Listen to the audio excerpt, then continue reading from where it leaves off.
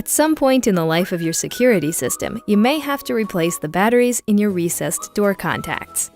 The battery life of a recessed door contact can vary based on a number of factors, such as high traffic areas and extreme temperature environments. Your recessed door contact is equipped with a low battery technology that will send a low battery signal to your keypad to alert you before the battery gets too low. Be sure to contact us about putting your system on test before changing the batteries. Your recessed door contacts are made to remain closed tight, but are also simple to open when needed.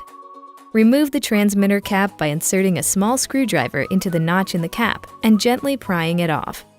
Slide the circuit board and battery assembly from the housing tube by gently gripping the end of the printed circuit board with your fingers. Remove the old battery and place the new 3.0-volt lithium battery in the holder with the negative end of the battery facing the circuit board and hold in place.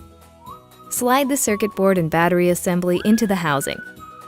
Snap the lip back into place and perform a sensor reset at your keypad in order to clear the low battery message. Once the sensor reset is complete, be sure to contact us about taking your system off test. Recessed door contacts use 3-volt lithium batteries CR12600, which can be purchased at any electronics retailer or directly from us. Be sure to recycle your used lithium batteries in accordance with your state and local guidelines. If you have any questions or problems with your system, feel free to give us a call.